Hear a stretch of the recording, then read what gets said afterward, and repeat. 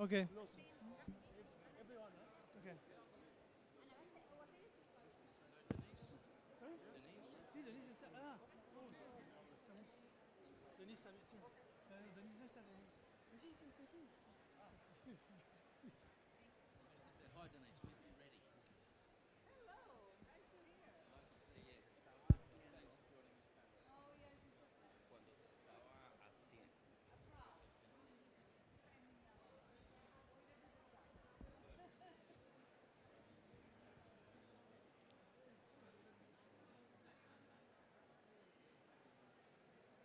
Ah, for the camera?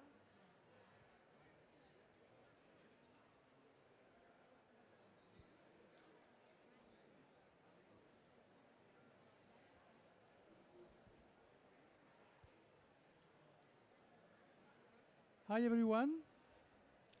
Buenas tardes. Thank you very much for making the time to be here to this great event on a great zone on Earth, the Amazon. My name is Pascal Martinez. I'm working for the GEF Secretariat as climate change specialist and also leading the GEF program on the Amazon sustainable landscapes. We are very pleased here to receive distinguished guests. We have the Minister of Environment of Peru, Wilber Rosas. Also, Carlos Manuel Rodriguez, the CEO of the GEF, my boss, by the way. We have also Domingo Peas, who is an indigenous leader from Ecuador, member of the Iniciativa Cuencas Sagradas Amazónicas. We have also the voice of the science with Dr. Carlos Nobre, co-chair of the science panel of the Amazon. And very important also in this approach is the private sector. And we are happy to receive here Denise Hills from the company Natura, and she's a Global Sustainability Director for Latin America. So just two words about how this will work. First, there is a translation, simultaneous translation, Spanish and English. So if you need the device, you can change your badge on this mouse table over there, and get a headset to be able to get to have the translation. Maybe better to do it before we begin than after. We will have. So I will make a very brief presentation of the program, because the idea is not to explain all what is the program about, but just the key features of the program. And then we will have a round table with the two set of questions that I will ask to the panelists. And then a Q&A as usual, so that you can react. In the meantime, we should be able to receive another panelist. She's Valérie Ike, the Global Director of Environment, Natural Resources and Blue Economy of the World Bank. She has a simultaneous event. That's why she could not be with us right now, but I hope she will be able to join during the event. So now I will present rapidly the program. So we have. Oh yes, the microphone. When you will use it, please, you have to put it very close to the mouth, because apparently, if you look like this, it doesn't work anymore. Okay. Thank you. So this program began really with activities on the ground in 2018 in three countries: Brazil, Colombia, Peru. Actually, we had already worked on protected area systems, particularly in Brazil, very successfully. And also, it's a long story. This program of Amazon, it's a long story for the GEF. So we have three first countries which had some specific project depending on their country specificities. So, for instance, Brazil, it was at landscape level for sustainability. In Colombia, it was two different projects, one on conservation, another one on connectivity. In Peru, it was on conservation and productive landscapes. And the first grant of the GEF was $124 million. And then in the second phase, which began 4 years later in 2022. We had 4 new countries that were added in the program: Bolivia, Ecuador, Suriname, and Guyana. And it was very important for the extension and reaching nearly all the Amazon biomes. And this was endowed by around $90 million. So, in this second phase, it is what is really the activities that are running on the ground now. Basically, the objective of the program is articulated around 4 pillars. One related to productive landscapes, so agriculture, forest, agroforestry, and so on, sustainability of the practices and improved practices. And also another pillar which is key is about protected areas, different kind of protection. And also the third pillar is about policies and incentive, all what can be done regarding the regulatory framework and policies to enable these activities on the ground to be carried out. And one cross-sectoral pillar which is about capacity building and collaboration. Sorry.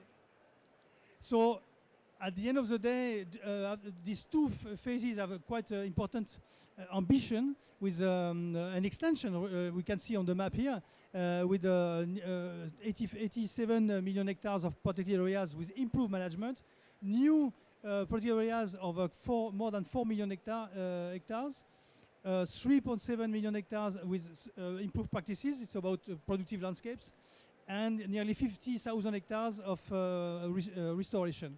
And this should benefit to around 60,000 people. And what is very important in this program is a regional coordination platform. This enable the link between the different national projects, and also enable the fact that we can get to more results, more impact than if we compare to national projects isolated. So just I stop here. I will let you hear the panelists so that you can see them. And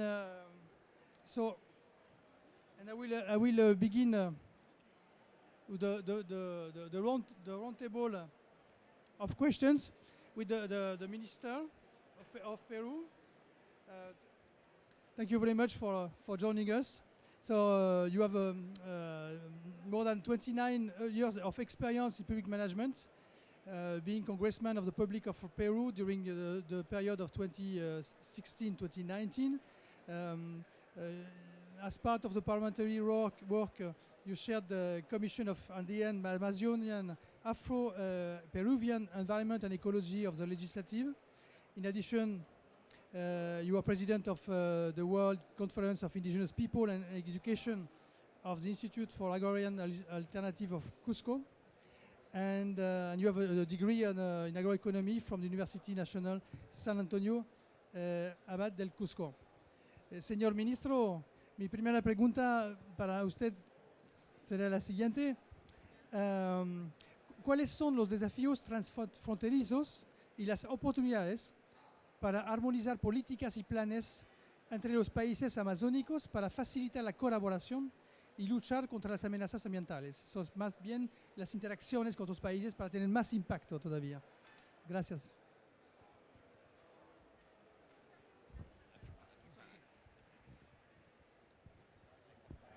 Aló, ¿sí? ¿Me escucha? Más cerca. ¿Ahí? Ahí, bien. Bueno, ante todo agradecer la invitación que tengo como en mi condición de Ministro del Ambiente del Perú, y desde luego también saludar a este panel de representantes de los diferentes países, e igualmente saludar a todos y todas presentes en este evento. Yo sé que la pregunta de por sí resulta un poco difícil de responder, porque no es tan fácil hablar de retos transfronterizos ni de alianzas transfronterizas, dependiendo mucho de la política que en cada uno de los países se ejerce, ¿no? A veces decimos que fácil es poder gobernar en la Amazonía, porque tenemos países amazónicos y creemos que porque ahí estamos articulados con ellos, pero hay una cuestión muy importante que hay que tomar en cuenta. Uno, la autonomía y la soberanía de los pueblos, ¿no?, en ejercer su política ambiental, y creo que esto es precisamente lo que planteamos, que debemos entendernos en algunos temas que son de importancia. Pero lo que no es posible es la biomasa, ¿no?, que se mueve por encima de nuestras voluntades. Los ríos pasan de un territorio a otro territorio, ¿no? Las especies también se mueven de un lado a otro, y los animales igual en la Amazonía felizmente no tienen fronteras como las que nosotros tenemos. Y eso hace de que esta situación tenga para nosotros la biomasa conectada, y eso nos obliga también a repensar cuál es nuestra política como país y cuál es nuestra articulación en la Amazonía. Pero esta puede ser una realidad positiva, pero hay realidades negativas, como son los conflictos que tenemos entre los países, ¿no?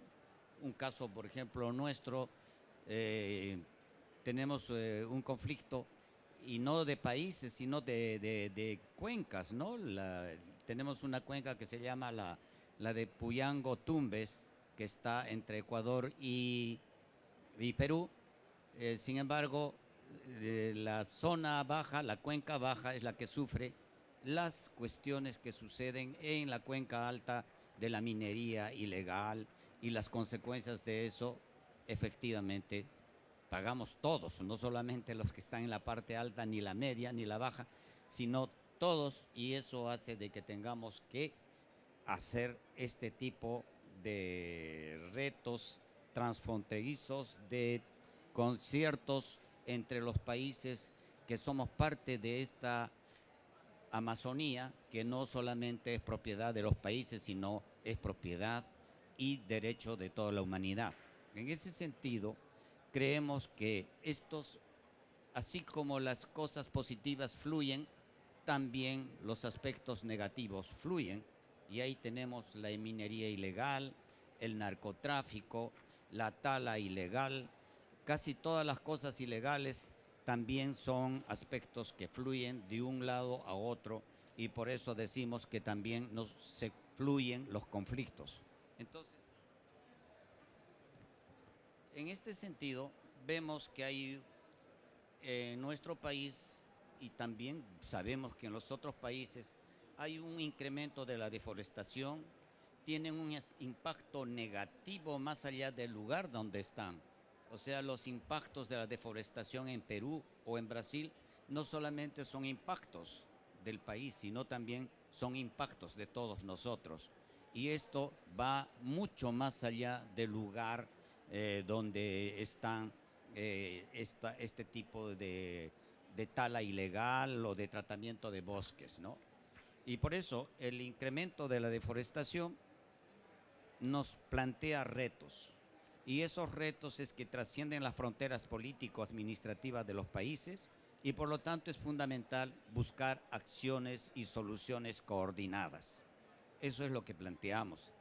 Y dichas acciones pueden consistir en la búsqueda de acuerdos bilaterales, pero no solamente bilaterales, sino también multilaterales, como la que nos estamos planteando en esta oportunidad, y como los que se han firmado, algunos protocolos, y la armonización de estos protocolos también está en función de los acuerdos, pero no solamente son acuerdos y protocolos, sino también son armonización de acciones. Y eso es lo que nos trae acá, para ponernos de acuerdo en esas acciones, ¿no? Y por lo tanto, como hay un proyecto conjunto y como hay un programa de estos proyectos que nos permite el manejo integrado de la cuenca, por ejemplo, en este caso con Colombia, de la cuenca de Putumayo, que nos permite hacer un acuerdo bilateral, pero estos acuerdos bilaterales no solamente tienen que ser como parte de un acuerdo de dos países, sino más bien el acuerdo de un conjunto de países, porque el interés que tenemos sobre la Amazonía es un interés conjunto. Ahora, esto significa que también tenemos que plantearnos el manejo integrado de las cuencas, y este manejo integrado nos plantea no solamente como una cuestión técnica, sino más bien plantearíamos de que no es un manejo que viene a ser una técnica, sino más bien es una gestión que hace de que estos programas los tengamos que manejar desde todos los puntos de vista. Y de esa razón en el Perú nos planteamos, estas acciones tienen que ser multinivel, significa que la participación de los gobiernos regionales, locales y también el país, multiactoral, que tienen que ser los diferentes actores, líderes, liderazgos, pero también multisectorial, o sea, un manejo transversal de esta cuenca, pero no solamente en nuestro país, sino también en los otros países que son parte de este acuerdo. Esto nos requiere prioridades, y estas prioridades tienen que ser las prioridades de los países involucrados. Y sobre esta base, la conservación y apuesta de la diversidad biológica. Creo que esto es lo que nos trae y contribuir al fortalecimiento de la resiliencia de las poblaciones. Para nosotros, todo se puede trabajar de manera conjunta, pero lo más importante y el objetivo de todo esto son los pueblos, es la gente. No puede hacerse ningún proyecto si no consideramos a la gente. En este caso, cuando hablamos de nuestra Amazonía, no estamos hablando de los pobladores, sino también estamos hablando de los conservacionistas, de los que cuidan. Pero más que todo, en nuestro país hemos definido que no solamente son ellos, sino también son defensores del ambiente, porque no solamente cuidan, no solamente observan, sino también defienden, porque quienes son los defensores del ambiente corren el riesgo de sus vidas, y por eso en nuestro país hay muchos crímenes que se han hecho con estos defensores del ambiente. Eso es lo que creemos y decimos sobre esta base: la conservación es una apuesta por la biodiversidad, es una apuesta por el cuidado de los ecosistemas que tenemos felizmente en nuestros países. Muchas gracias.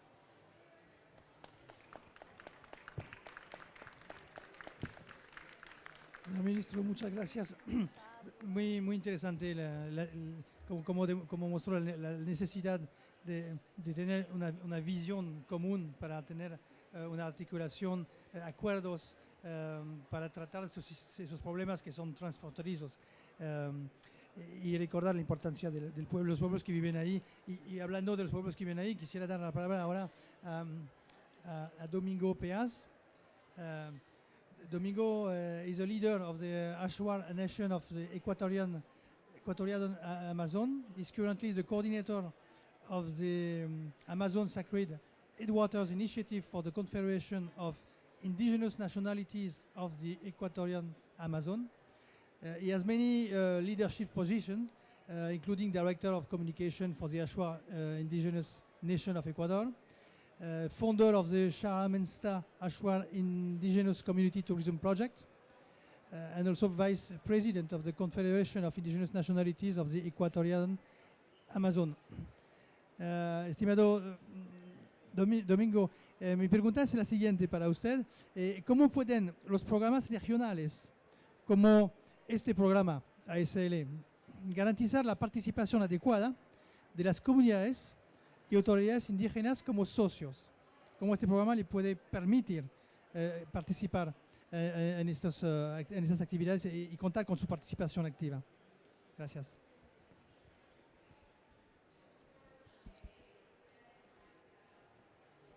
Aló, aló. Ya, buenas tardes, honorables, señor ministro. Gracias, felicitar su palabra, su mensaje, y a todos los panelistas que están aquí presentes. Realmente para mí es un honor y gracias por la invitación. por este evento tan importante. Primeramente, antes de la pregunta, gracias a la naturaleza, a Dios Arutam, estoy trabajando ya 30 años en proceso organizativo indígena y ya estoy para jubilar. Entonces,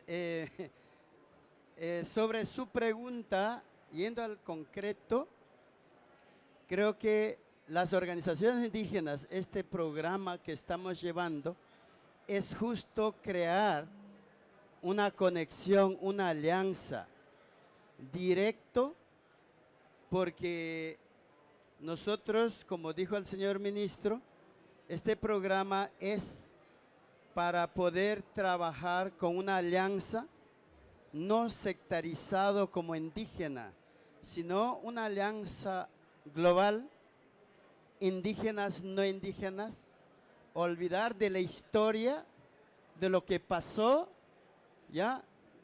Ahora hay que hacer nuevo reto. Entonces ahí los indígenas sentiríamos cuando muchas veces nos han excluido, ahora tenemos que sentarnos juntos.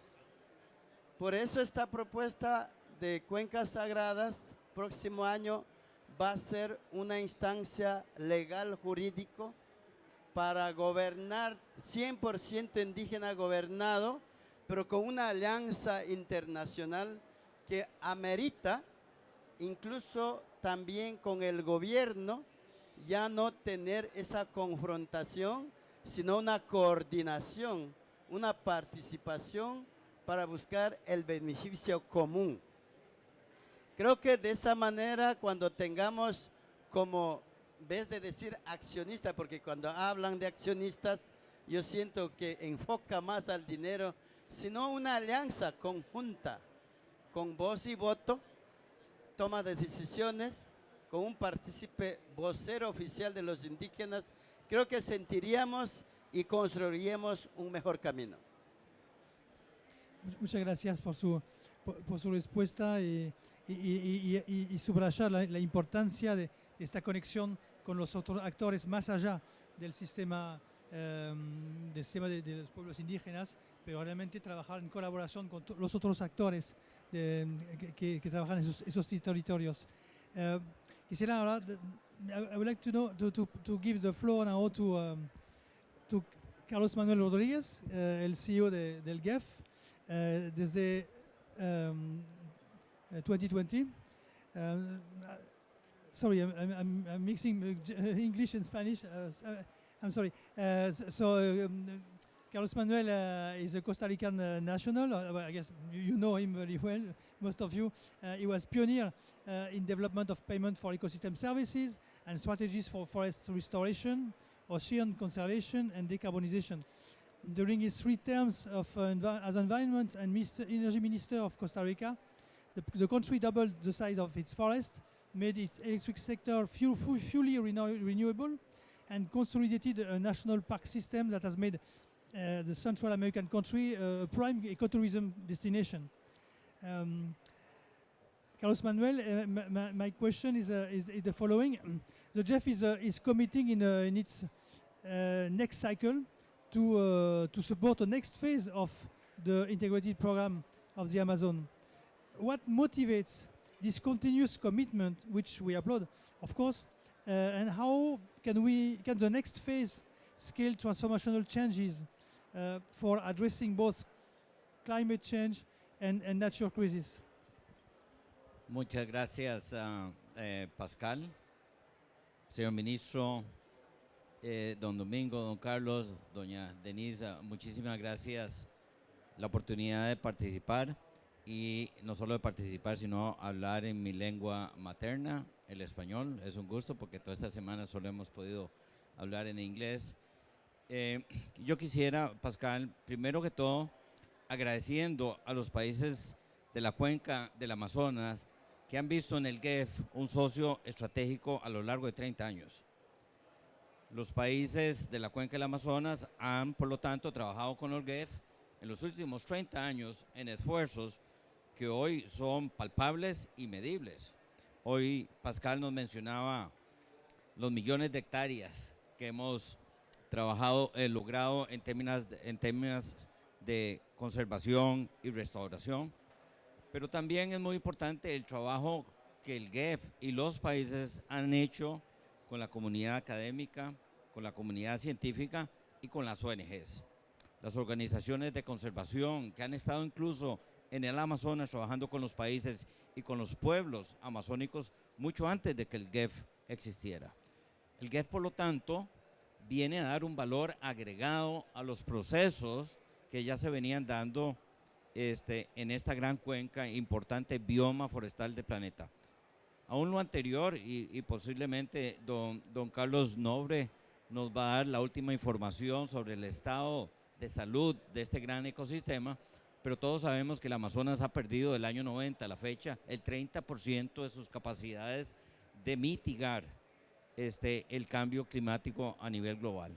Así que podemos hablar de miles de millones de hectáreas, que el tema de cambio de uso de suelo, la deforestación, sigue siendo un gran flagelo. En el año 2021, alrededor de 2 millones de hectáreas se perdieron. El GEF, particularmente en los últimos 8 años, ha venido trabajando de cerca con los países en ese esfuerzo que inició al principio con una visión muy de conservación, una visión de crear áreas silvestres protegidas, proteger biodiversidad, pero como hoy Pascal lo explica, esa visión se ha ampliado con esta iniciativa de paisajes sostenibles en el Amazonas, donde vemos el tema de conservación, el tema de restauración, el tema de manejo sostenible de los recursos del Amazonas, y particularmente me interesan mucho a mí los temas de los productos no maderables, que es una gran alternativa a esa visión de la madera y el recurso forestal de una manera tradicional, y sobre todo el hecho de poder trabajar en buena gobernanza, tenencia de la tierra. Yo vengo de un país que deforestó su territorio, Costa Rica. En el año 82 teníamos solamente el 21% de la cobertura forestal en Costa Rica, y hoy, a esta fecha, Costa Rica está llegando a 60% de cobertura forestal. Y ese aumento en la cobertura forestal no ha sido en detrimento del crecimiento económico. No competimos, la restauración y la conservación en Costa Rica no compite dónde producimos nuestros alimentos, no compite con dónde producimos nuestra energía, no compite con dónde vivimos. Se ha generado un buen e interesante balance entre la restauración, la conservación, con opciones económicas para el bienestar de la gente. Yo creo que 5 temas son tremendamente importantes que entendamos en el tema del Amazonas. Uno, y aquí el ministro Rosas lo comentó muy claramente, el tema de tenencia de la tierra. El tema de tenencia de la tierra es fundamental. Y es un tema no solo de derechos sobre la propiedad inmueble, es un tema de derechos sobre los recursos biológicos y genéticos, pero también sobre los servicios ambientales. Hoy hablamos sobre la necesidad de establecer mecanismos financieros que reconozcan el pago por servicios ambientales de la fijación de carbón, pero ninguno de nuestros países tiene sistemas legales que reconocen con claridad esos derechos que van más allá del derecho a la tierra y a la propiedad o a los recursos genéticos, sino que tiene que ver con los servicios ambientales. Costa Rica empieza a revertir la deforestación cuando empieza a dar seguridad jurídica sobre la tierra. A mayor seguridad jurídica sobre la tierra, hay más conservación. Y eso es un elemento que tenemos que tener tremendamente claro. Y aquí tenemos varias capas de complejidades de gobiernos federales, gobiernos estatales y las comunidades locales. Ese es el primer punto, el tema que tiene que ver con tenencia de la tierra. El segundo punto tiene que ver, para efectos de revertir deforestación, con el mapeo de todos los incentivos y políticas que hay que promueven el cambio del uso de la tierra. Todos los países del Amazonas tienen un gran reto en cuanto al revertir políticas que promueven el cambio de uso del suelo. Esas políticas pueden ser desde políticas de tenencia de la tierra, políticas agrarias, políticas energéticas, hasta lo que tiene que ver con políticas de acceso al crédito y al financiamiento. Y todos tienen que hacer, los países tienen que hacer un examen de mapeo de todos esos incentivos que van en contra del esfuerzo de conservación. Esa es la segunda tarea. La tercera tarea, igualmente importante, es consolidar el manejo de las áreas silvestres protegidas a través de esfuerzos que vayan desde el monitoreo de biodiversidad al manejo al más eficiente de las áreas silvestres protegidas, hasta el tema que tiene que ver con conectividad ecológica y biológica, donde los grandes parches de áreas protegidas tienen que estar interconectadas. Y ahí tiene que derramarse una serie de acciones que generen beneficios al acceso y beneficios al uso de esas áreas silvestres protegidas. El turismo sigue siendo una fuente importante de ingreso, y de ahí que muchos países amazónicos tienen ese gran potencial. Pero el tema de turismo está muy poco desarrollado, y ahí es donde ministerios de turismo tienen que avanzar. En la gran mayoría de las áreas silvestres protegidas no hay turismo, en el Amazonas no hay turismo, no se cobra por el ingreso a las áreas protegidas, no hay guardaparques, y si hay guardaparques no tienen presupuesto, no tienen autoridad de policía. Tenemos un reto muy grande. El cuarto tema tiene que ver con control, protección y monitoreo de uso y cambio de uso de suelo. Toda la parte legal, toda la parte coercitiva. No solamente el tema de incentivos es importante, sino que tenemos que invertir en todos los temas que tienen que ver con control y protección. Y de ahí tenemos una tarea muy grande en usar la tecnología de punta, particularmente tecnología que nos dé información de uso del suelo y cambio de uso del suelo, para poder hacer una gestión de control y protección. En muchos de nuestros países, de nuevo, la función del guardaparque, aquel funcionario que está en el área protegida, carece no solamente de los recursos mínimos para trabajar, sino de la autoridad propia para ejercer sus cargos. Y la autoridad de policía en el guardaparque es tremendamente importante. Y el quinto tema, que me parece tan importante como todos los anteriores, tiene que ver con el tema de la economía y el tema de los valores. Tenemos en esta convención 15 años de estar hablando de REDD+, mecanismos de mercado de carbono forestal, y creo yo hoy, siendo uno de los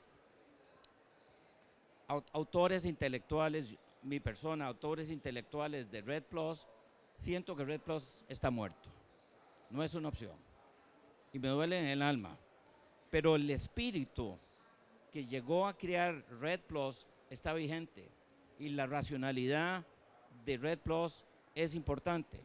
No vamos a proteger los bosques en este importante bioma o en cualquier lugar del planeta si no pagamos el costo de oportunidad de otras actividades económicas. Si el precio del carbono no anda entre 40 y 60 dólares por tonelada, nunca vamos a crear un incentivo positivo para preservar bosques en el Amazonas o en cualquier otro lugar del mundo.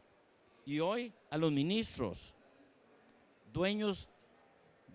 de países dueños o codueños de bosques tropicales, hoy en esta COP se le está ofreciendo 5 dólares por tonelada. Yo participé en la primera negociación de carbono forestal en el mundo, en 1997, en una transacción que hizo Costa Rica con Noruega, y vendimos 250,000 toneladas de carbono, año 1997, y el precio que se pagó en ese negocio, el primero transacción de carbono, fue 10 dólares por tonelada. Y hoy el precio anda entre 5 y 10 dólares la tonelada. Así que no se ha podido establecer un precio y un mecanismo que sea económicamente atractivo. Y de ahí que la deforestación sigue siendo un flagelo tremendo y fuerte. En mi país, Costa Rica, hicimos los números hace unos 4 años, nos cuesta $17 fijar una tonelada de carbono y nos ofrecen $5 o $7 por esa tonelada de carbono. Es una injusticia que hayamos matado una iniciativa que tenía tan fuerte racionalidad económica como es Red Plus. Hoy el mercado voluntario pues no está generando una opción para los países amazónicos y la implementación del artículo 6.4 no nos ha llegado a ningún punto donde podamos pensar que Red Plus puede ser una opción. Y yo, para concluir, me pongo a pensar, ¿cómo es posible que si yo soy dueño de un territorio indígena o soy un administrador de un área protegida en el Perú, me ofrecen $5 por tonelada de carbono, pero si yo fuera un industrial en Suiza o en Alemania y tuviera una planta de cemento, me pagan 70, 80 y $100 por tonelada de carbono? Yo esa lógica no la entiendo. Y esa lógica funciona mal en el contexto de lo que requerimos.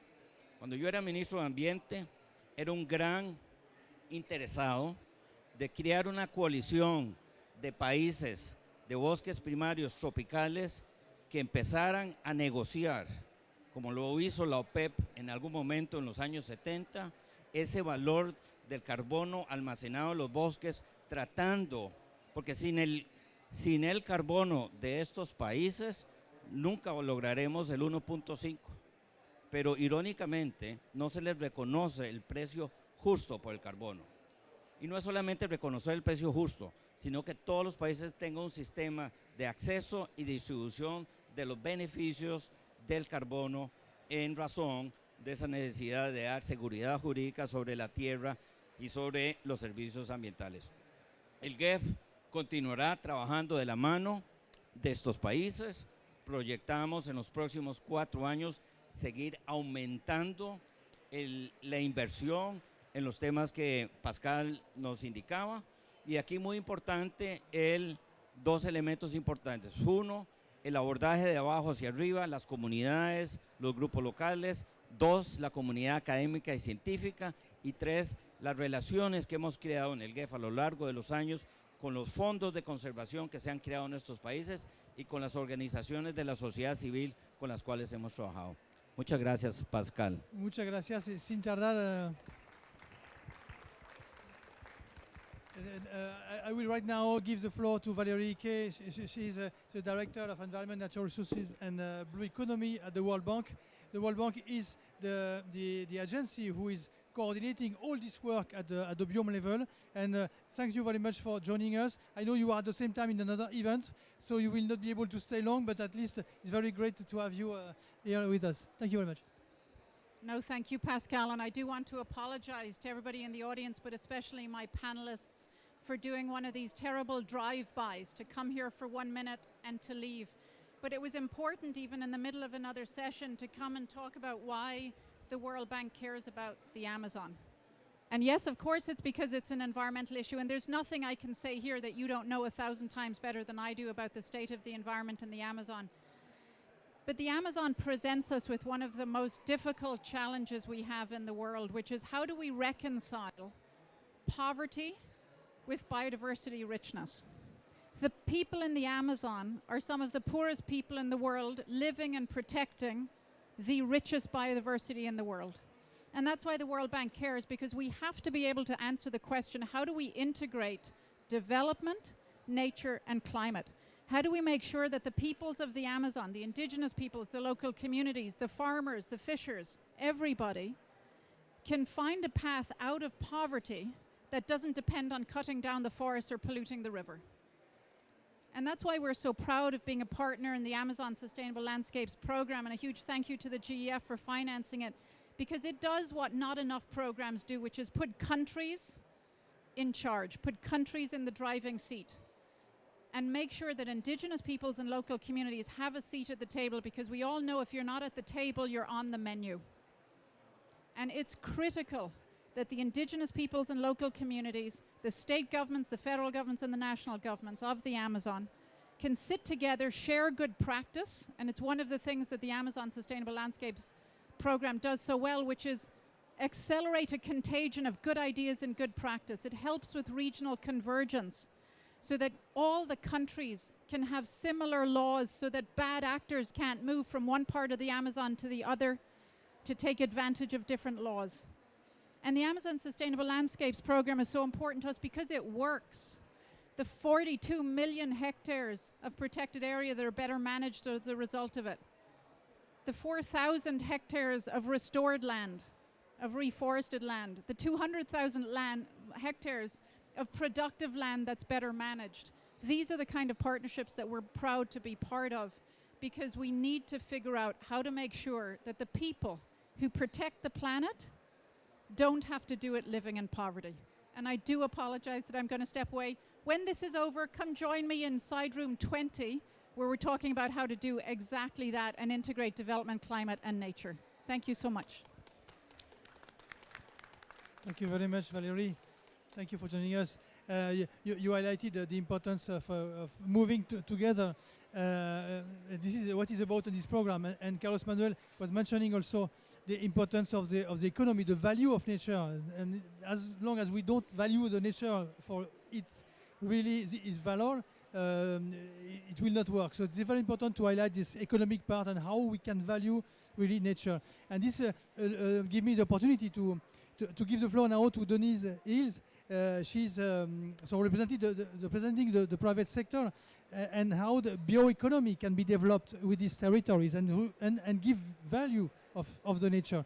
So she's a global sustainability director for Latin America of the Natura & Co company.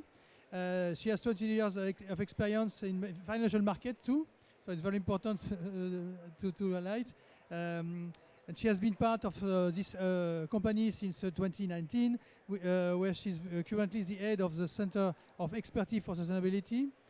This area was structured to ensure that the strategies and implementations of the 2030 vision are carried out across the group's operation in Latin America.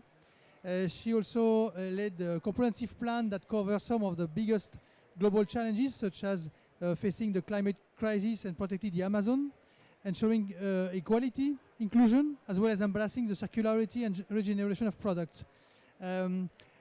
Denise, my question for you is the following. What are the opportunities you see for regional cooperation to support value chains in the Amazon and also to support the efforts that promote inclusive process of bioeconomy built on standing forest and free-flowing rivers? Thank you. Thank you very much for inviting me to share an amazing experience that we have at Natura. Natura is a cosmetic company that is a Brazilian company that now operates in more than 100 countries around the world.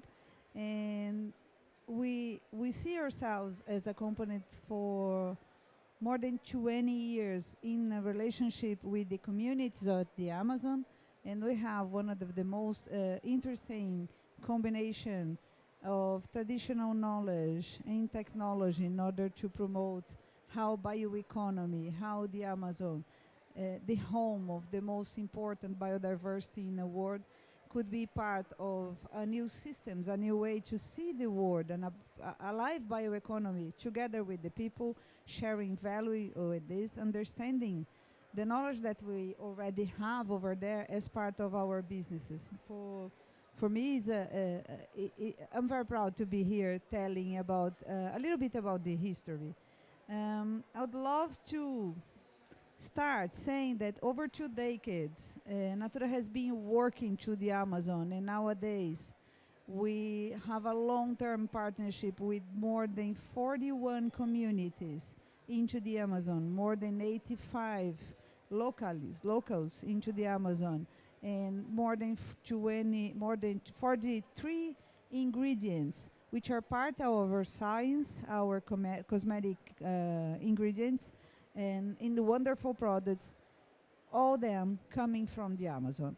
So our experience shows that it's only can be possible because we start with a mutual relationship of respect and understanding about how this biome operates and how the traditional populations, the communities that are bringing to our opportunities as an industry this kind of knowledge And at the same time, we are working together in order to promote the bioma, to promote this kind of development, and being part of an advocacy about how Amazon could be not only a source for an amazing ingredients, amazing strategy, but more than that, a way to solve or to address in a really good way the climate change, a very nice way to address a new way to thinking about an economic development which brings evolution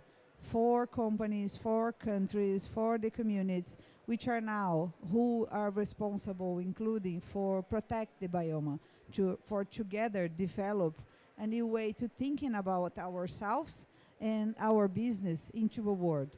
And as part of this initiative, I would love to say that as a company, for me, I would love to say that we need more companies like this. We need to understand how community people, how the traditional knowledge, how this kind of partnership, including paying for sharing benefits, paying for carbon emissions, as new way to bringing like finance and investments for this developing.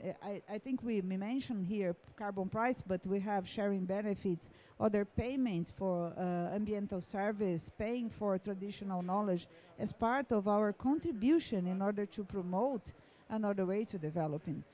We are seeing this opportunity now. It comes from a place like this. It comes from the challenge that we have ahead in terms of finance, how to bring the connection between financing, which are promoting the new kind of development, and how could we ask or aim to be in a partnership to bring finance, knowledge, technology, economics, and institutional support in order to be part of this new bioeconomy which are coming. As part of this, I would like to mention that is my value chain nowadays. When I imagine that 16% of the whole source that we have in the whole company, including everything, comes from the Amazon, I can recognize 155 communities and families which are part with me of this kind of success. And I'm very proud to say that if you go to one of these families or one of these communities, probably they will see me as a company, as a partnership with them. And that's why we are here, and that's why we have this kind of company, and that's why we advocate for the Amazon. And I'm very thankful for the opportunity. I'd love to promote like initiatives like this into the Amazon, because I know that it's all we need. One more thing that I would like to invite all of us to use our ability to use power to choose better things, to choose companies like this, to choose initiatives like this, because we use our knowledge and partnership to promote things like Plena Mata, which is a platform that brings for everyone the knowledge that we have in the Amazon. And how about deforestation that we are coming in the biome as a normal days is something very important to avoid. Just for remember, until the beginning of this panel, until the end, more than 100,000 trees from the Amazon will be falling, will be missing out. This is the numbers. I say 100,000 trees in an hour and a half are going down into the Amazon. And what it means for us? It means a missing opportunity to a new kind of development, a lot of nature-based solutions which are now going ahead, falling, coming, not taking part in of our development. And it's a way to increase, when you show in a platform the numbers of trees that we are falling, the opportunities that we have in terms of being businesses in another way, or voice for the communities to explain how could be a different Amazon into the whole Latin America. We see ourselves as part of a movement in advocating for more and more people, for understanding the importance of the Amazon, the ways that we could partner to do businesses, and including the ways that we, as leaders, as communities, as consumers, can choose better companies for this kind of development, that trade and being fair trade are part of our new systems to see the world, our new systems to being businesses. So let me finish my voice saying that I see Natura as a very nice example of things that can be made, can be done.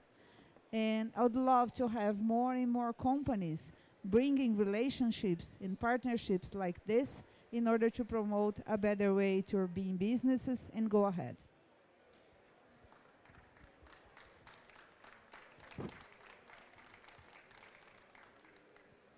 Thank you very much, Denise, for showing us how can the private sector actually work on the ground and have successful experiences with local communities. This is key because this is part of the equation. Of course, we always speak about the private sector, but this is a good example of how it can work concretely. Now I would like to give the floor to Carlos Nobre, who is co-chair of the Amazon Science Panel, a Brazilian scientist with a PhD in meteorology from the MIT. And he has been a member of the IPCC. He was also a member, as National Secretary of Research and Development Policies at the Ministry of Science, Technology and Innovation of Brazil. He is member of National Academy of Sciences of the United States and member of Brazilian Academy of Sciences and the World Academy of Sciences. So many titles, I would say. So big experience, long experience, very relevant because we are speaking about the ambition, we are speaking about cooperation, but it's good to know also to have some clarity about the urgency of the situation, no? What's going on there and how much time do we have. So my question would be, what are the key elements to explain the sense of urgency to avoid the tipping points in the Amazon related to the interlinked crisis between biodiversity, nature loss, and climate change? Thank you. Buenas tardes a todos y a todas. Muchas gracias por la invitación. Yo voy a me disculpar y cambiar para inglés porque mi portuñol es muy malo. Well, initially, let me just thank GF and World Bank for the partnership that we established now between Science Panel for the Amazon. I don't know if you can hear. So we, Emma Torres is the coordinator of the Science Panel for the Amazon, and we have to thank the partnership that Science Panel for the Amazon has established with GF and World Bank in the Amazon Sustainable Landscape program. And we certainly are very happy to be able to contribute. The Science Panel is put together about 250 scientists, released the first rigorous scientific assessment at COP26. And the Science Panel, a key point, I will just summarize the four key messages of the Science Panel. The first one was immediate moratorium on deforestation, forest degradation, wildfires over all southern Amazon, from Atlantic to Bolivia. And why is that so? And also to get to zero deforestation in the Amazon basin before 2030. So this really is because it's very clear, and science has shown that this southern portion of the Amazon is very, very close to the tipping point. It's at the edge of the cliff of becoming an open canopy, degraded ecosystem at a very large scale. It's not a small scale. And we are talking about millions of square kilometers. And why is that so? For the synergistic combination of global warming is inducing more frequent and more severe extremes, climate extremes, all over the planet. In the Amazon is more frequent and severe droughts, 2005, 2010, 2015, 16, 2020. And this is a synergistic combination with land use change, deforestation, land forest degradation, which is making this huge area of the Amazon to lose capacity to recycle water. It's therefore the dry season over 2 million square kilometers is 5 weeks lengthier, 5 weeks lengthier in 40 years. This is as serious as, let's say, 4 degrees warming of the Arctic Sea. This is terrible. In addition to that, it's drier dry season, much hotter, 3 degrees hotter. The consequence of that over this huge area is increasing tree mortality. And even very, very serious, this whole area, the forest has become a carbon source. The forest has become a carbon source, indicating very clear, very near the tipping point. So that's why the science panel makes this very strong recommendation: moratorium on deforestation, degradation, zero deforestation across the basin immediately before 2030. So, and then of course the science panel also is not only calling attention for the risks, but also looking for solutions. And then the next solution space, nature-based solution space, and many of colleagues here were already talking about, because this is very obvious, very difficult, but very obvious, forest restoration. Yesterday, the science panel released, not far from here, another policy brief showing how important it is to restore, how to do it, how to move, how fast, how to do it, natural regeneration over 60 up to 70% of degraded land, deforested land, and also reforestation. That's very expensive, billions and billions of dollars, but it's very urgent. And of course, as Carlos Manuel was saying, unfortunately, carbon market is still not gigantic. And we also have to find other ways, because it's not only removing carbon from the atmosphere. This carbon restoration project can remove between 500 million and 1 billion tons of carbon dioxide per year over 30 years. However, the forest plays a very important ecological systems, environmental system, in addition to carbon. Climate stability, hydrological stability, more rainfall, and also more evapotranspiration, creating the area of the flowing rivers, feeding the snow systems in the Andes, Colombia, rain, and most rain south of the Amazon. So I'm just saying how important forest restoration is for this huge area in southern Amazon. And also, of course, the other arc of deforestation is around the Andes, between lowlands and about 1,300 meters. There is plenty of rain there, but that's the area with the largest biodiversity in the planet, near the Andes. So it's a serious risk to biodiversity.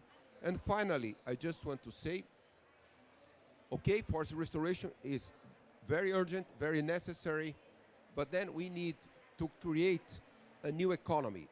As many of you have already said, this is a standing forest, flowing rivers bioeconomy, completely new.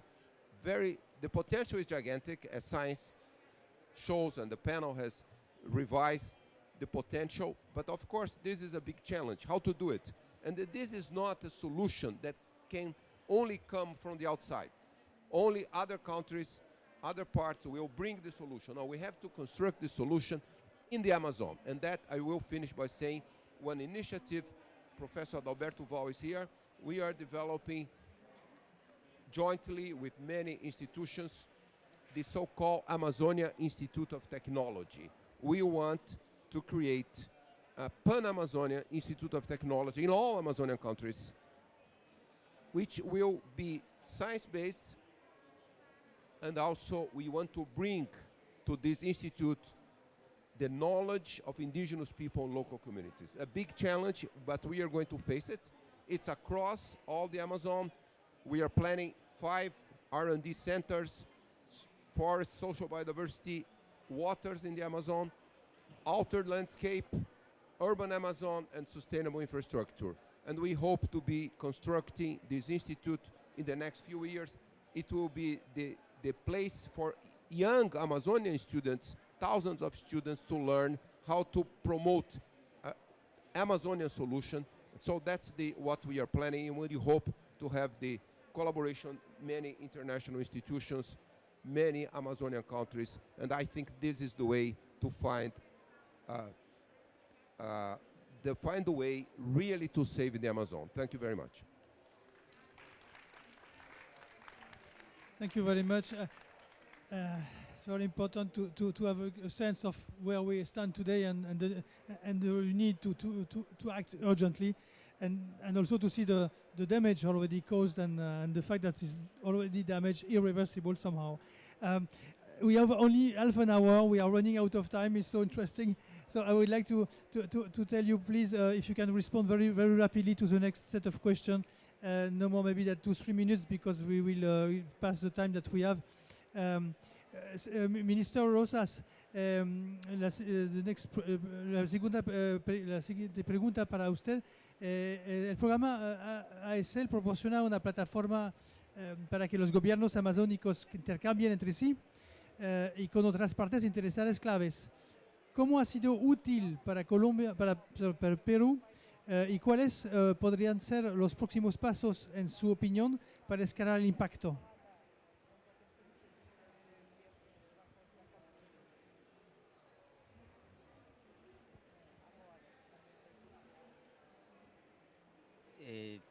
Siempre que hablamos de plataformas, hablamos de la posibilidad de juntar esfuerzos, de poder seleccionar los participantes, pero en este caso estamos hablando de una plataforma que habla sobre paisajes sostenibles de la Amazonía. Y es curioso que tengamos que hablar de Amazonía en Egipto, ¿no es cierto? Y es curioso que nos hayamos encontrado con interesados de este gran problema, que no es un problema solamente de los países amazónicos, sino es un problema es un problema del mundo. Y por esa razón nosotros tenemos como lema en el Ministerio del Ambiente: tierra solo hay una, y también Amazonía solo hay una. Y por lo tanto la defensa de la Amazonía es de todos, no solamente de los que integramos la cuenca amazónica, sino también de toda la humanidad. Y eso es lo que nos mueve. Y por esa razón es importante cómo hemos empezado nosotros a ser parte de esta plataforma. Y bueno, venimos trabajando de manera conjunta desde el 2015, y cuando empezamos con Brasil, Colombia, Perú, pero ahora somos integrantes de mucho más, de cerca de 7 países, y eso hace de que esta iniciativa se haya fortalecido mucho más. Pero también es importante plantearnos de que, así como hemos dicho que esta es una acción multisectorial, multinivel, multiactores, también a todos estos, tanto a los privados, a lo público, exigimos también responsabilidades. Y estas responsabilidades no solamente son económicas, estas responsabilidades no solamente son sociales, sino fundamentalmente responsabilidades ambientales. Pero cuando hacemos una mirada desde el Ministerio del Ambiente, hacemos un aspecto y énfasis en lo que son las responsabilidades culturales, porque para nosotros la gente es lo primero. Los pueblos indígenas que viven en la Amazonía, eso es lo que nosotros creemos que es la prioridad. Y por lo tanto tenemos que hablar de la vida, pero de la vida de todos los seres, ¿no? Y por eso nuestra defensa. Tenemos dificultades como país en la defensa de la Amazonía, y lo digo acá como un miembro de Estado, como ministro de Estado, ¿no? en el sentido de que efectivamente tenemos dificultades y son esas dificultades las que tenemos que superar, porque tenemos deuda no solamente con el medio ambiente, y sino dentro del medio ambiente y dentro de ese conjunto con las personas, con los pueblos indígenas de la Amazonía. Y esa deuda la tenemos que desde este momento comprometernos, y creo que la plataforma lo que ha hecho es precisamente plantearse esa gran posibilidad.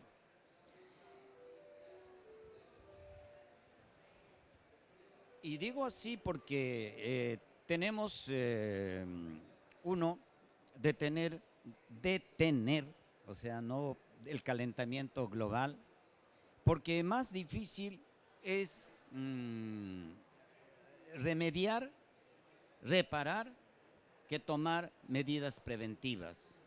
Y eso estamos viendo en el país cuando la minería ilegal, la tala ilegal y también el narcotráfico han convertido la Amazonía en un territorio libre para el delito. Y a veces los estados no tenemos las posibilidades de enfrentar esa situación y esa nueva situación. Y por lo tanto, es tarea de quienes conformamos la cuenca amazónica, los que somos parte de la Amazonía, también tomar acciones de manera conjunta, y no solamente desde lo privado, sino desde el Estado, desde el gobierno, y son estas plataformas las que nos permiten acercarnos y encontrar problemas comunes, pero también soluciones comunes. No estoy diciendo con esto que hay una uniformidad en las respuestas, sino más bien hay una direccionalidad y una estrategia conjunta que nos permitan trabajar en ese sentido. Señor ministro, si puede permitir de concluir porque tenemos otras Sí, preguntas. entiendo que Perdón. tenemos poco tiempo, pero en todo caso, esta declaración es una declaración conjunta y por lo tanto de intereses conjuntos, y por esa razón hacemos un llamado para continuar y fortalecer esta plataforma. Muchas gracias, señor ministro. Sin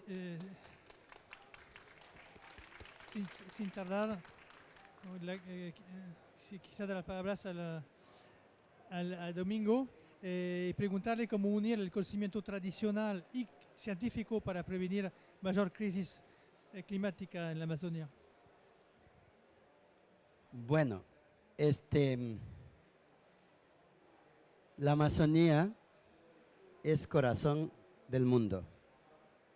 La Amazonía somos nosotros. La Amazonía depende de nosotros, señores, hermanos que estamos aquí presentes.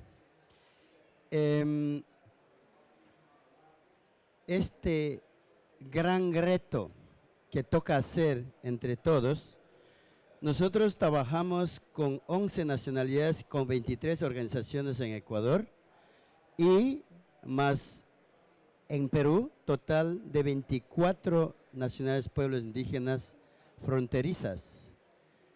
Acabo de recorrer en Perú con los hermanos, están los Achuar, están los Huampí, están los Abajún. Lingüísticamente somos del mismo tronco. Soy Achuar, yo, que estoy en Ecuador, y el trabajo que llevamos es cómo implementar. Nosotros hemos hecho ya 5 años de trabajo, el plan bioregional, que está hecho ya diagnóstico, ya está incluido los planes de vida de cada nacionalidad, lo cual, lo que ahora, el punto más importante, crucial, es que hay que cuidar el bosque en pie, lo que ya tenemos. Estamos coincidiendo, es exacto eso. Pero también estamos invitando a los bancos, a los aliados, a las personas naturales para restaurar lo que ya está dañado. Hay que reforestar ya lo que ya se ha perjudicado. Ese es el punto que hay que hacer acciones ya. ¿Cómo hacerlo eso? Ustedes sabrán que por la globalización, estemos donde estemos, indígenas, no indígenas, hasta misioneros, estamos apuntados al dinero. Y ahí tiene gran amenaza Incluso hoy en día, los mismos indígenas ya tienen malos pensamientos. Tenemos disque para educar a nuestros hijos, para mejorar la economía. Entonces, ¿qué toca hacer? Hay que invertir ahí para planes de bioeconomía, energías limpias, gobernabilidad. Toca trabajar ya en lo que es programas alternativas como turismo, mejorar dieta alimentaria en los territorios está agotando. Los amazónicos hemos vivido cientos de años de caza y pesca, ahora ya no lo hay. Entonces toca trabajar planificadamente, cuidar la selva, pero vivir de la selva dignamente. Ahí es cuando yo digo, hay que hacer esta alianza global. Los indígenas no trabajamos ahora para confrontar, sino estamos buscando, proponiendo a esta gran esta bioregión, cuidar entre todos, pero para cuidar entre todos, todos tenemos que ser corresponsables, porque lo que dijo alguien, la Amazonía si se perjudica todo. Entonces, estimados, yo creo que estoy con tiempo limitado, por eso antes tampoco no hablé mucho, pero lo que yo quiero invitar es que Plan Bioregional, que es gobernado por los indígenas, esta institución va a trabajar ya con 100% con gobernación, administración indígena, con asesoramiento de los aliados. Felicitar al profesor. Este trabajo que está haciendo Conexión Científica, que toca aportar todos. También felicitar, y escuché lo que dijo del banco. Yo he dicho clarito, los bancos han financiado grandes extracciones petroleras, mineras. Ahora tienen que invertir a los territorios, a los indígenas, para restaurar, para crear programas de desarrollo. Entonces creo que ahí estamos hablando la equidad, donde todos vamos a buscar el buen vivir de toda la sociedad. Entonces, queridos, estimados amigos, amigas que me escuchan, yo quisiera que el trabajo es más que todo con un diálogo y con una participación y tener ese nexo para que ese fondo económico tanto que ofrecen ya aterrice, se inyecte a los territorios. Muchas gracias. Muchas gracias. Muchas gracias. Sin tratar, le doy la palabra ahora a Carlos Manuel. Hace poco el programa, no, I speak in English, the program produced recently a study that distilled lessons. Can you hear me? Recently, the program produced a study on distilling lessons to promote better donor collaboration, avoiding duplications and increasing impact. It's about donor collaboration. And so how does the GEF pursue this collaboration via its programs, and how to enhance effectiveness of the collaboration between the donors? Thank you. Muchas gracias, Pascal, y de nuevo agradecer a todos por sus comentarios. Yo quisiera partir diciendo que el GEF no es un donante, el GEF es un mecanismo de los donantes para canalizar recursos en la cuenca del Amazonas. Y esto es tremendamente importante porque muchas veces no se conecta la inversión que hace el GEF con el compromiso, con la materialización del compromiso de los donantes a preservar el Amazonas. Y esto es tremendamente importante, que esto quede claro, porque muchas veces se ve el GEF como un mecanismo independiente del compromiso que tienen los donantes en las convenciones internacionales para canalizar sus fondos. El GEF ha sido a la fecha el mayor donante de recursos financieros para los países de la cuenca del Amazonas. El GEF no es un donante, es la Secretaría la que canaliza y maneja recursos que vienen de este acuerdo internacional que ha creado el GEF. Y esto me parece que es tremendamente importante porque a veces no se tiene esa claridad.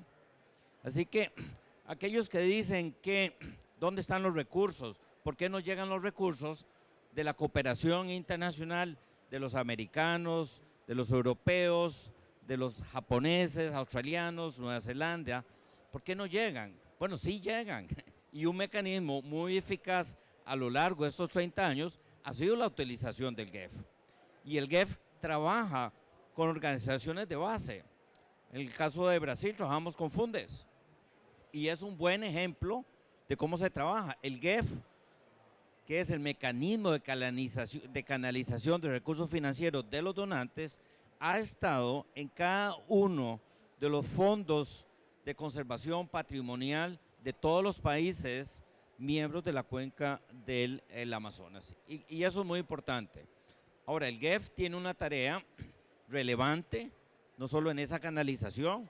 El GEF ha sido el mayor donante para los países del Amazonas en conservación y manejo sostenible de estos ecosistemas, y no tengan la menor duda que continuará siendo el mayor donante. Ahora, estos recursos son recursos que tienen a disposición los países, y que en ese sentido la maximización y la utilización eficaz y eficiente de esos recursos es muy importante. Y por eso, en la intervención que yo hice anteriormente, esos 5 puntos que les comenté son temas muy importantes. Hoy el ministro del Perú nos llama fuertemente la atención que las actividades ilegales tradicionales en la cuenca del Amazonas han pasado a una escala de crimen organizado. Y esto es un tema tremendamente importante. El crimen organizado ya no es la actividad del pequeño minero, ya no es la actividad del pequeño campesino que no tiene opciones de subsistencia y que deforesta.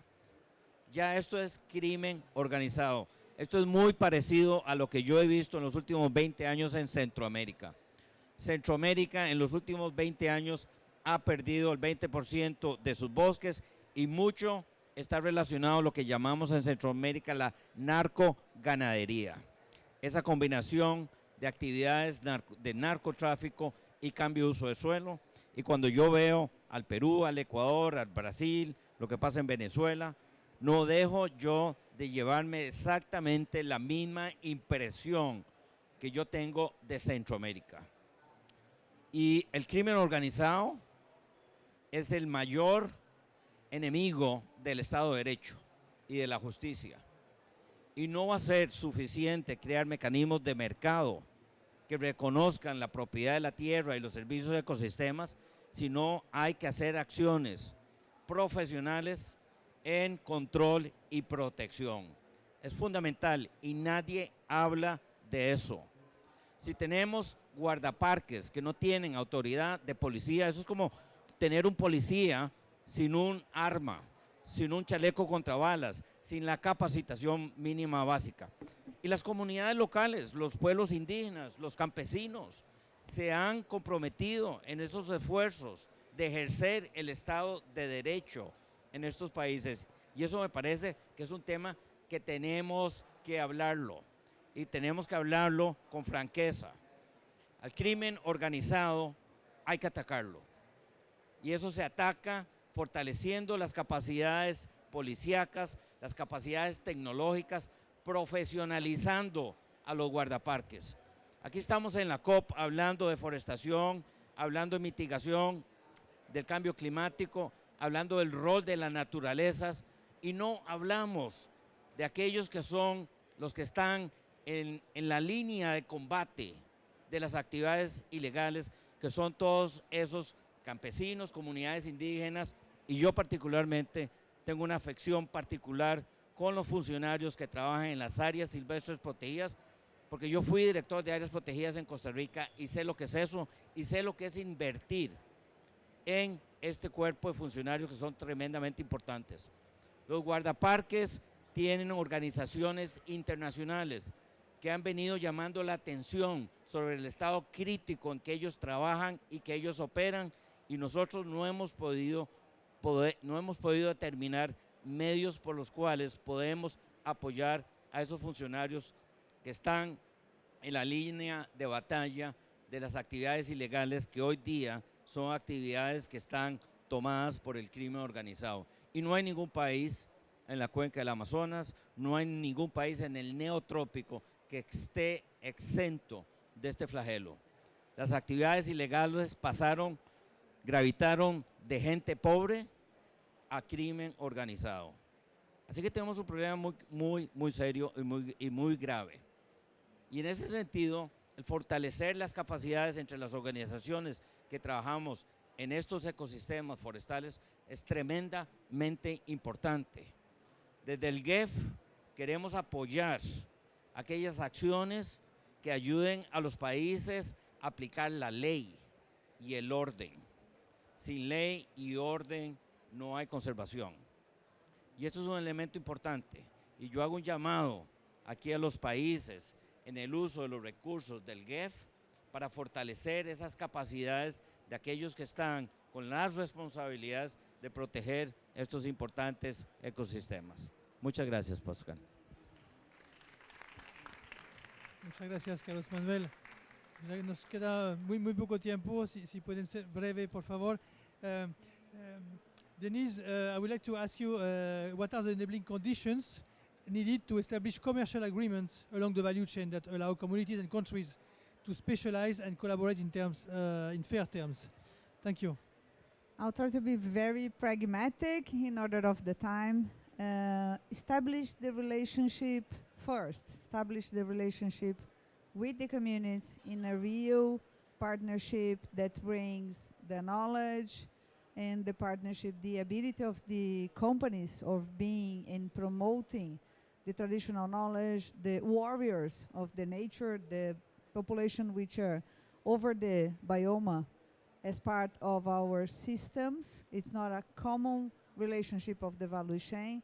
Secondly, bring investments in a long-term perspective in order of being part of promoting a new economy, a bioeconomy for this population, for the biomes which are operating, in being committed with things like that, with alliance like that, in order to promote this way of bring businesses to a new challenge.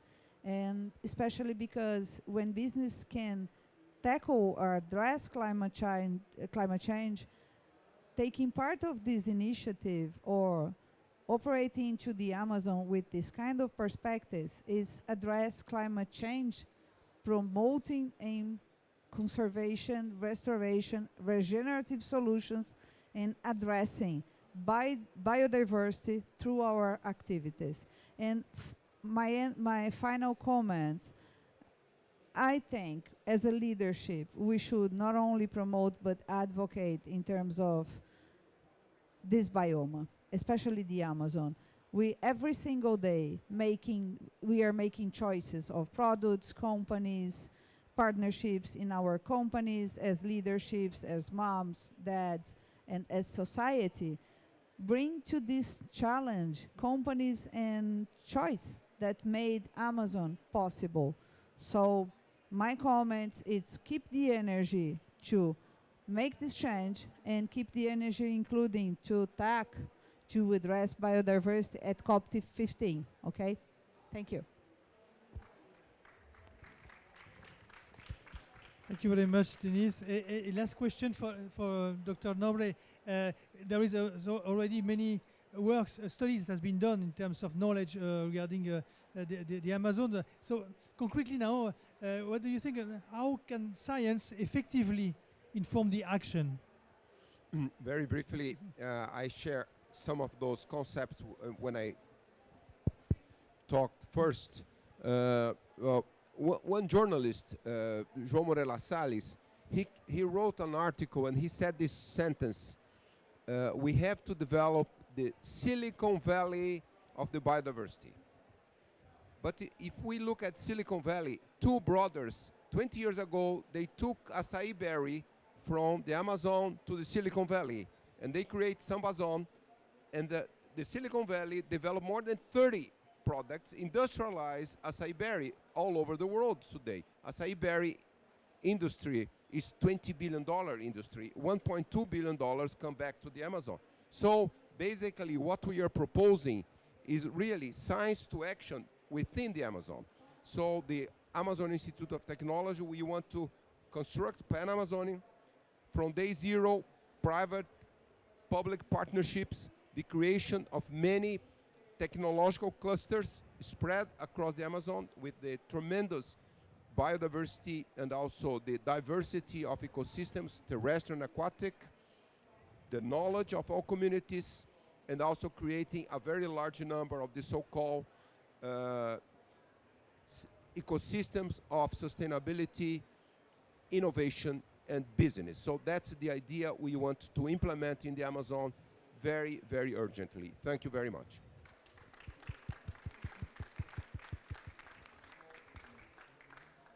Thank you very much. We are reaching the limit of time that we were given, so I'm sorry we will not have time to exchange with the audience as I expected first. So I would like to thank very much all the panelists for the time, because it's very crowded agenda for all of them, because we have very distinguished guests here. I would like to also to thank the audience to have listened this event, and there would be many key messages that we can take of this event, but just a few of them. I would like to notice the emergency of the situation, that we need to act now. It's a question of survival, not only for the Amazon, but much beyond.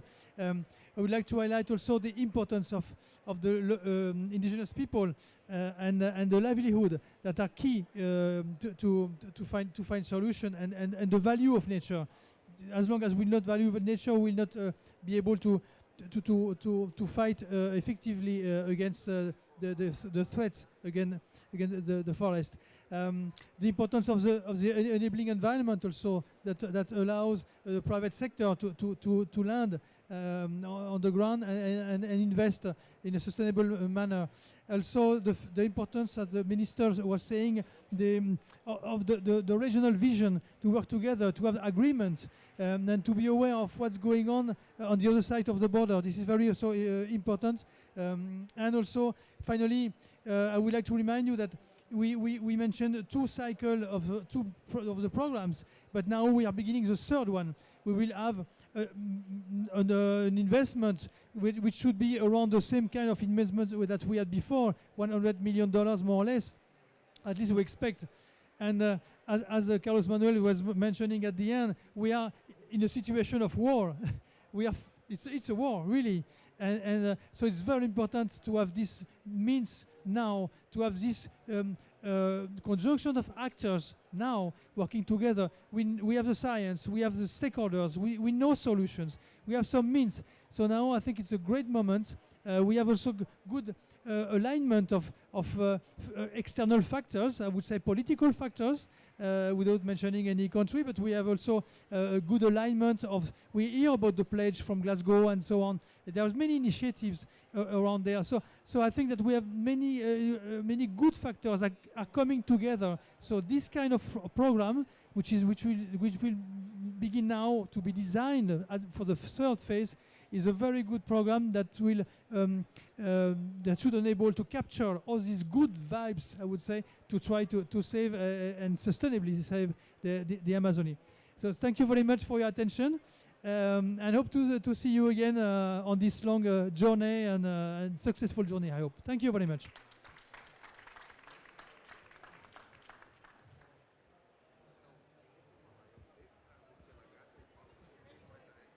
Thank you.